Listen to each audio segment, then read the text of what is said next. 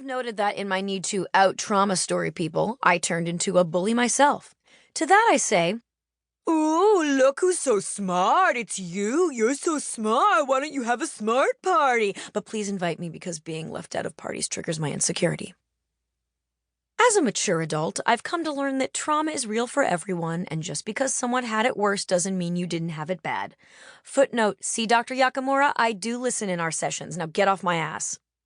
And I'm the first to admit that my middle school horror stories pale in comparison with those of many other people.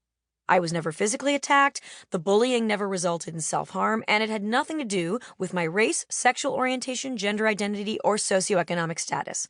I was a loser, spelled with 2 O's, yes, but a white, straight, upper-middle-class, cisgendered, able-bodied one.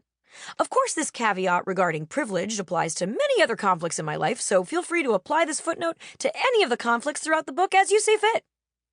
However, when I occasionally dip my toe back in the game of middle school trauma one-upmanship, I do have this story.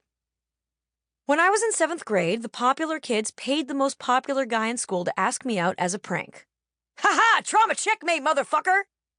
The story. In 1999, I was a 7th grader in Manhattan Beach, California at the creatively named Manhattan Beach Middle School. And I went to school with some real dumb fucks. Dumb fucks with no sense of culture, introspection, or the difference between plural and possessive. I know middle school is famous for being filled with dumb fucks, but there really is a special brand of dumb fuckery unique to the Southern California beach suburbs. We're talking people named Tiffany or Gaskin. Most of their conversations involved wakeboarding and burritos. People who think melanoma means a really awesome tan. People who asked me, so did you guys write that whole thing after the drama department put on Into the Woods? No, Gaskin. We didn't. We didn't write it. When I was in middle school, circa 1999, a lot of movies came out that explored the popular versus unpopular caste system. She's All That, Never Been Kissed, etc.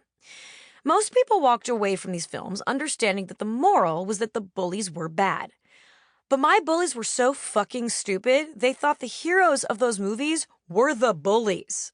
The second a new teen flick came out, my bullies would literally adopt the clothing and verbal styles used by the bullies in the films.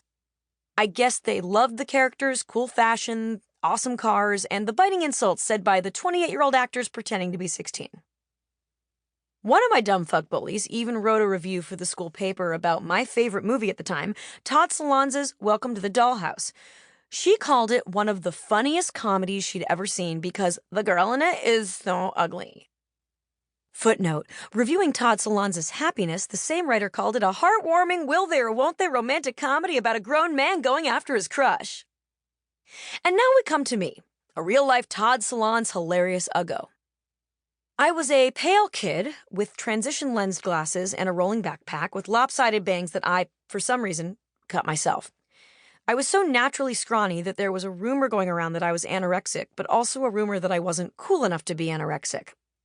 I sang show tunes under my breath and used words like parlance. My favorite outfit, sweatpants, Payless zipper shoes, and an oversized t-shirt that featured Betty Boop dressed as all of the Spice Girls, the caption of which said, appropriately, Boop World. Basically, my style sensibility was the best prizes at a Chuck E. Cheese. I dug myself in my loser hole deeper in every way possible. Being an oversharer, I told a few people of the medical peril of having a mole on my face removed because it might be cancerous, which earned me the nickname Chemo.